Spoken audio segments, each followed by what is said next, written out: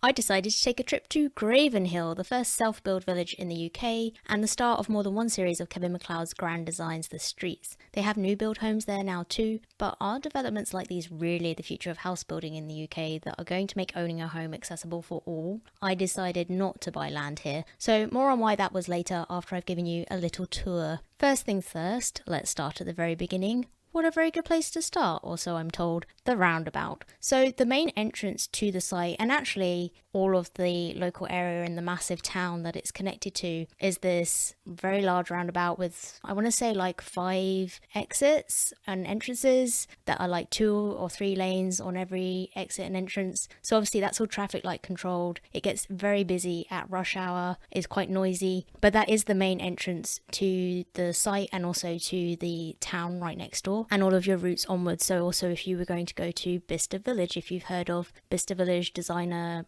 Outlet. So for a lot of people, you wouldn't have a choice but to use that roundabout. I would demonstrate the traffic noise for you, but we were playing copyrighted music in the car, so let's not do that. From there, we entered the site via Graven Hill Road. That turns into an odd little stretch of buildings that look like they could be commercial or residential. And then there's a residential area called Hull Lane. So you're still on Graven Hill Road, but they've named that part of the road something different. I assume that's so that anyone in future can actually find that location, because Graven Hill Road is one very long road.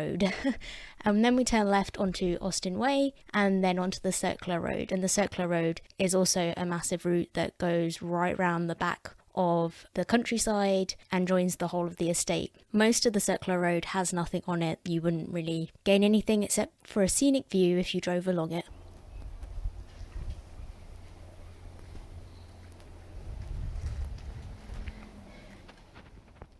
It is incredibly peaceful and quiet among the houses though once you get to the centre of the estate. It was a sunny weekend, but apart from a few families at one of the playgrounds and the odd person driving or walking around, there was very little noise. So this is helped by the huge circle of land in the middle of the estate, which I think is the original geological Graven Hill itself. So you can see on Google Maps there is a vast wooded area in the middle, and people were taking their dogs up there for a walk, or you can drive all the way around it. The idea is that housing will eventually wrap around most of that in a much bigger arc. The reason for the long entryway is the idea that there will be a community centre or amenities there on your way in, and that they'll be removed enough from the houses that you won't get noise pollution from sports, etc. So your first impressions when you see housing for the first time is that you actually see new build houses, not self-builds. You need to go deeper into the estate to see self-builds and see where you might be living. The idea is that there will also be a massive pub on the roundabout, but I don't think they've been able to find a buyer for the land because running pubs is a very tough business these days. Or if I'm wrong about that, I assume it will still be quite a while before they actually establish a business there, even if someone has bought the land. There's also some disagreement about whether you should have a pub at all on the estate. On the one hand, it's that great British institution, and on the other hand, it's that great British institution where some people just go to get smashed.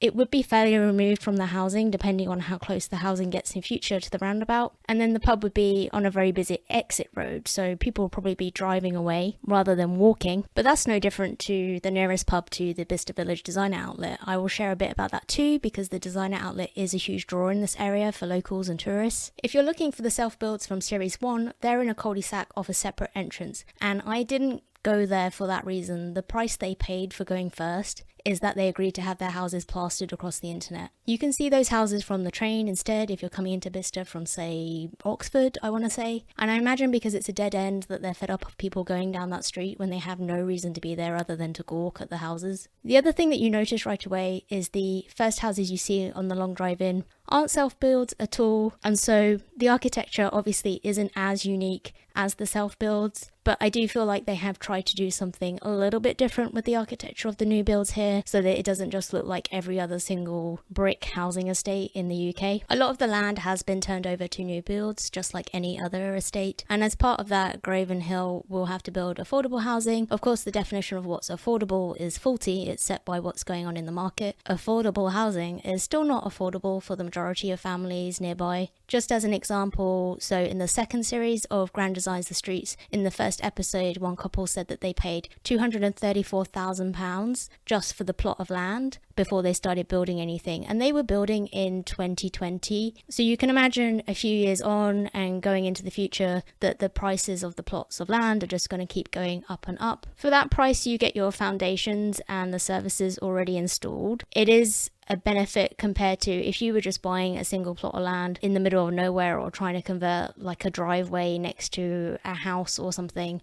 You'd have to be putting in all the electric, the gas, the water, all of those utilities yourself. And so in theory, there's a saving by buying a plot of land where they've done all of that for you. I assume that Graven Hill are able to negotiate something with all of those suppliers to get all of that stuff installed at a better price. It is an economical way to build a very large house. If you're coming from, say, London, I can see why you would look at the pricing and be like, oh my, this is amazing.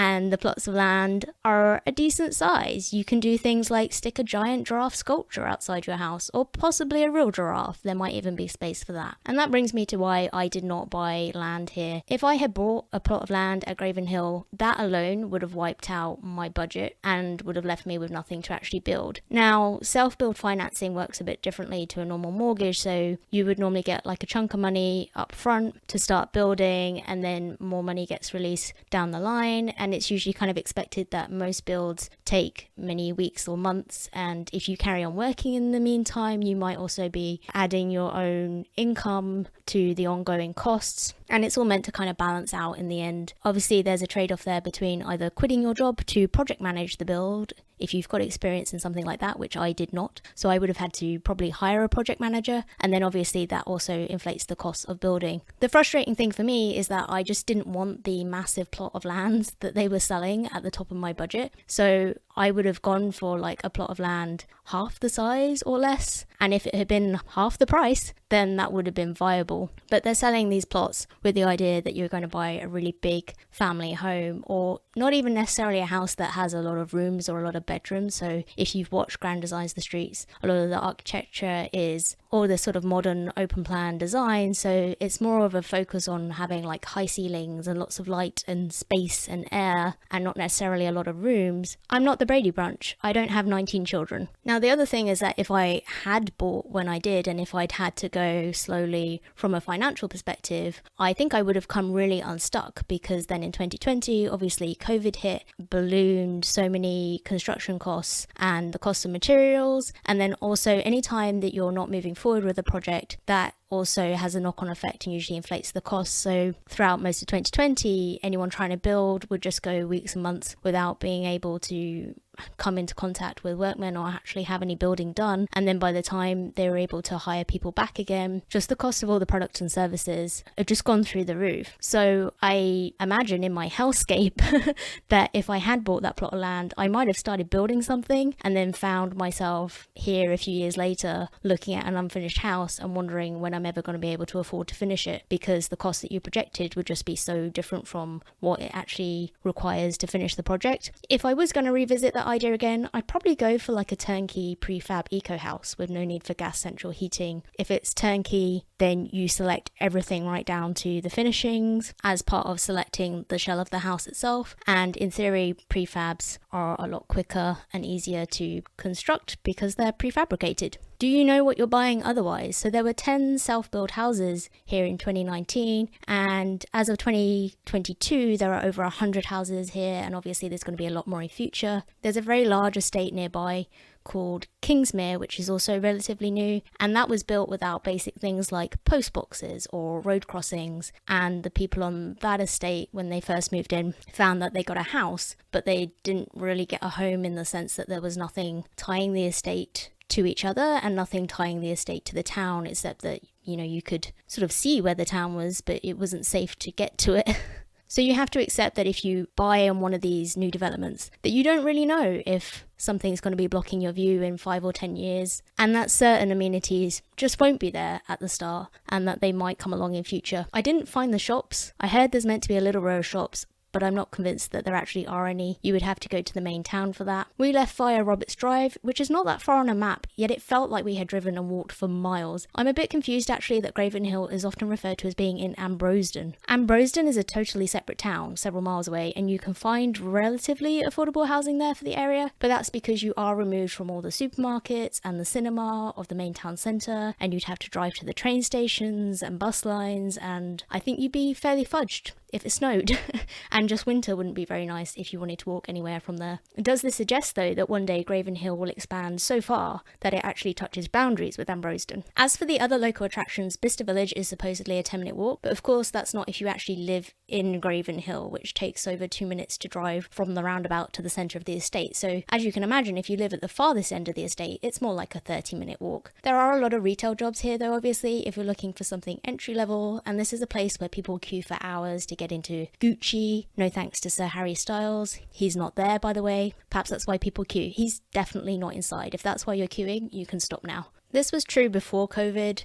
About the queuing, not the lack of Harry Styles. He has never been there. In case there's any doubt, Harry Styles, I don't think, has ever been a fixture inside the Gucci store at Bicester Village Designer Outlet. But a lot of the shops here have queuing systems now because I'm sure it has a positive impact on profits. If you waited 2 hours to get into a shop, you're probably more likely to buy something because of the sunk cost fallacy. You will never get that time back, so you may as well spend £200 on a belt. There are some high street brands here too though, like Vans and Superdry. It all looks very different to when it first opened. You would go here for Monsoon or Marks and Spencer's. M&S do have a food hall across the road, as it turns out, and this end of Bicester is under constant development too. You of course might find life more affordable in the long term if you don't invest in a self-build just to be near a designer outlet. That perhaps won't help pay the mortgage unless you're planning to resell things online. Keeping in mind brands like Chanel want to ban the second-hand trade, so good luck with that. If you have any questions about my visit or the area, don't forget I am autistic, so I'll probably be able to give you a 2,000-word essay on whatever it is you want to know. I do love a good nerd out, just don't expect any statistics unless I have to look them up because I don't really like maths, and perhaps that's the real reason why I didn't build my own house.